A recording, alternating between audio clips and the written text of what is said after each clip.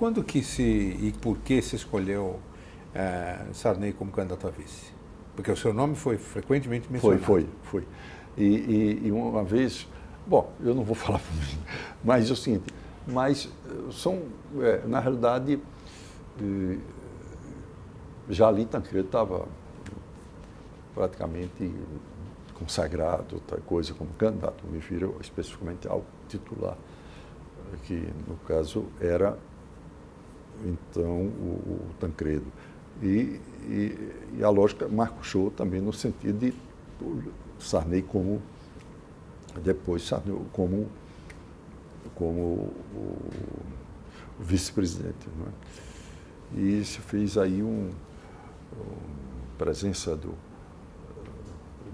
que hoje seria, o que no passado foi a Partido da Frente Liberal e o PMDB. O PMDB tinha uma bancada expressiva, né? Não somente em números, mas também em pessoas. Agora, tem que...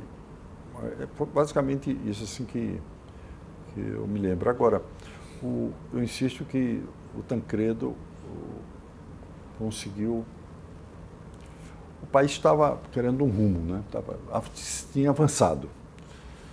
Ninguém pode desconhecer. O problema agora era implementar uma série de medidas que estavam aí definidas nesse documento, um documento conciso. Então, como é que surge esse documento do Compromisso com a Nação? Porque o senhor me citou, mas nós não estávamos gravando. O Compromisso com a Nação foi o documento constitutivo da chamada Aliança Democrática. Foi a partir daí, quer dizer, o Compromisso com a Nação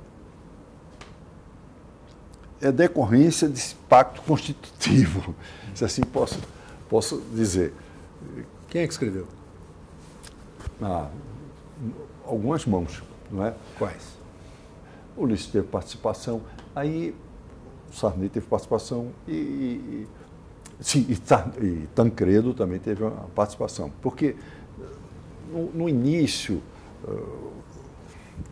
não no início da campanha, mas já quando estava a coisa mais avançada, foi que o Tancredo ficou mais presente em Brasília, porque no começo ele ainda era governador, vinha, voltava, etc. E geralmente ele vinha aqui nas segundas-feiras, assim, fim de tarde, começo de tarde, e se reunia à noite.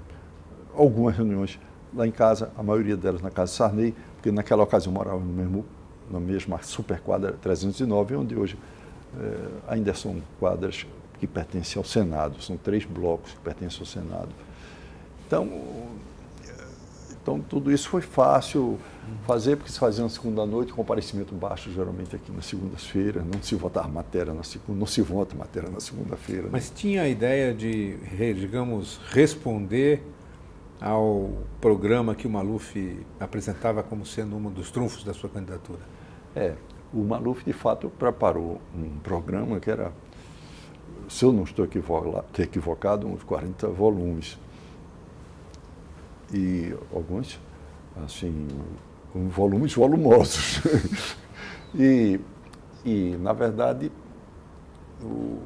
ele fez uma certa difusão, porque ele começou a percorrer, né, ele tinha meios, jatinhos e outras coisas mais, ia a todo canto, falava, e ligava mesmo até para os adversários, né, ligava, olha, eu sei que você não está comigo, por exemplo, mas eu quero fazer um apelo, aquela coisa toda.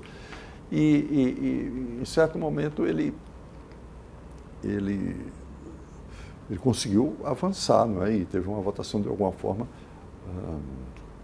eu não vou dizer, foi uma votação razoável, e razoável para expressiva no colégio eleitoral.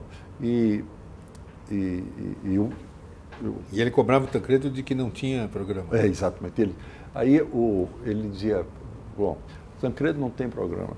Foi daí que quando eu passei em Porto Stroessner, naquela época chamava Porto Stroessner, ou Cidade do Leste, nós paramos lá por conta de uma chuva muito forte e ficamos aguardando que o clima melhorasse, quando chegou um jovem jornalista e disse que queria dar uma palavra ao doutor Tancredo. Pois não, eu disse, olha, ele acabou de desembarcar, aguardando uns minutos, e aí foi o tempo que ele veio e ele pergunta, doutor Tancredo, Maluf diz que o senhor não tem programa.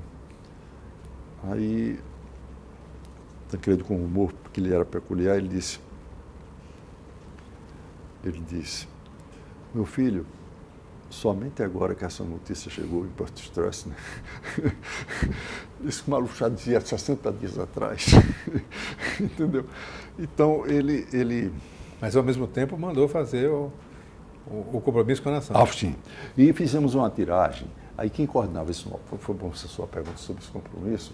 Assim, quem coordenava a publicação desse programa, que a primeira versão era uma versão assim, menor do que essa, assim, e era Afonso Camargo.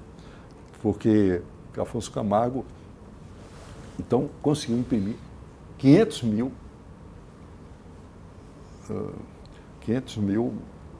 exemplares.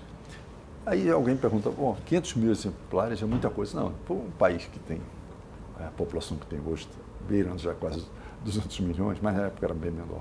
Mas 500 mil não dava para ninguém. Então a gente distribuía assim com os parlamentares, pessoas que iam fazer o bom uso, ou então um jornalista, olha, vai chegar na redação, a gente sabe que ele vai aproveitar, vai até criticar, etc. Então, esse era mais esse o objetivo. E acho que foi um documento que ajudou.